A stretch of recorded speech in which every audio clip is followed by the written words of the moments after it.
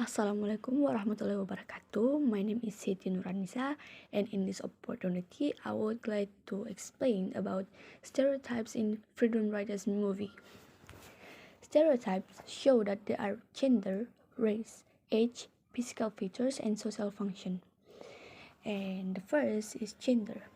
Example of a stereotype which has gender as its basis is shown in the dialogue below. The dialogue also takes place in a family setting. Scott. Then, what do you need me for? Erin. You're my husband. Why can't you stand by me and be part of it the way wives support a husband? Scott. Because I can't be your wife. I wish I could make that sound less awful.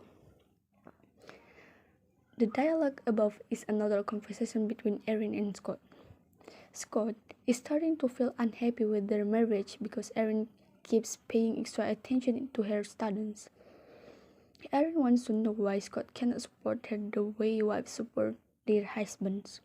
Scott's simple response to Erin's question is that he cannot be her wife. In his statement, he is trying to say that the reason he cannot be her wife is because he is not a woman.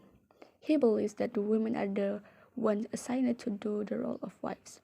Rather than admitting he is actually capable to support Erin in her teaching work, he concludes that he is not. Instead of giving a reasonable answer to Erin's question on why he does not want to help her, Scott chooses to use a gender stereotype of women and the word wife to convey his point that he will never support Erin in the verse to teach her student because he is a man. 2. Race. Racial stereotypes occurring in the movie. The following dialogue happens in Erin's class. Erin. Alright, you know what? I want you all to move to this side of the room. You in the back, up here, Cindy, and all of you move to the back. Come on, let's go now. Jamal. Get your ass back to China, all of y'all. A Cambodian student. You're a little midget as punks. Move before I stomp your peanuts. The dialogue above takes place in Erin's English class. Her students are creating chaos, so Erin decides to change their seating arrangements. When they move seats, a black student named Jamal faces a group of Cambodian students and says that they should go back to China. There is a stereotype based on race in Jamal's comment. His racist remarks suggest that Asian people are all from China. He generalized Asians and thinks they consist of one race only with how he orders the Cambodian students to go back to China. Furthermore, he used words like all, y'all in China which emphasize his stereotype towards the Cambodian students. Asians are Chinese is a widely known stereotype that many people still hold. Aside from being incorrect, this stereotype can also be offensive. 3. Age. The dialogue which portrays the occurrence of age stereotype is presented as follows. Brandy. Nobody ever listens to a teenager.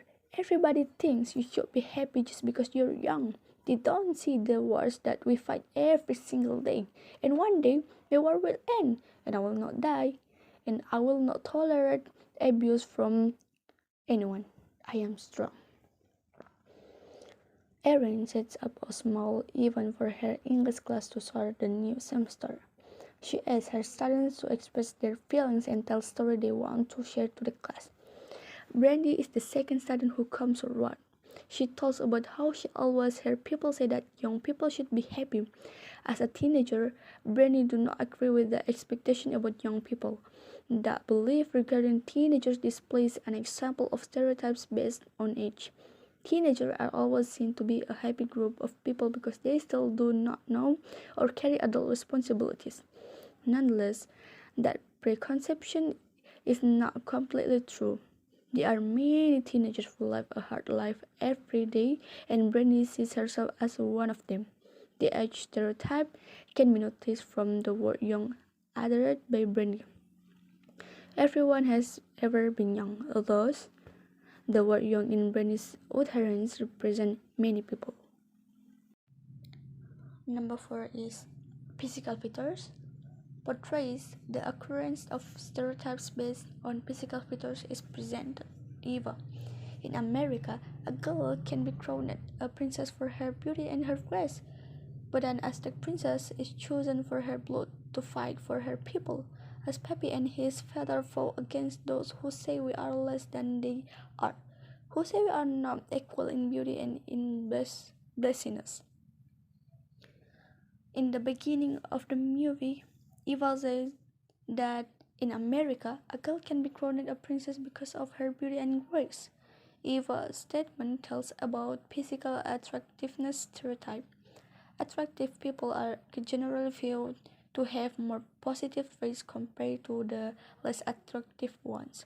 Although they are more desirable in many societies. This stereotype can be noticed from how a girl can be viewed in a good perspective because of her physical appearance. In addition, Eva states that unlike attractive girls in America, an Aztec girl can be a princess or get respected by fighting for her people. It means that the criterion for Aztec girls in order to be seen in a good perspective is different. Beautiful girls in America can be easily treated well or seen in a positive ways, but this stereotype does not simply apply to Aztec girls. Words like girl, princess, beauty, and grace reveal the physical feature stereotypes in Eva's utterance. And the last is social function. Stereotypes that serve a social function appears in a scene where Erin makes a special welcome for her student, sophomore year. Gloria. Man, I've had a boyfriend since I was like 11, you know? Jamal. I believe you. Gloria. Shut up, okay? Well, I was always the person that was gonna get pregnant before I turned 16 and drop out like my mom. Ain't gonna happen. When Erin allows any of the students to come provide and talk about what they want to change, Gloria is the first to do so. She talks about how she used to think that she would just end up pregnant before she turns 16 years old, like her mom. In Gloria's story, there is a stereotype about Latino girls that they get pregnant at such young age. However, the stereotype survives the social function as getting pregnant in their teen years is how Latino girls are mostly viewed. They accept that being young mothers is what their future selves will be. The acceptance can be noticed from Gloria's utterance about how she used to think about she would end up like her mom, which indicates that getting pregnant at young age happens to many Latina girls for a generation. Maybe that's all. Assalamualaikum warahmatullahi wabarakatuh.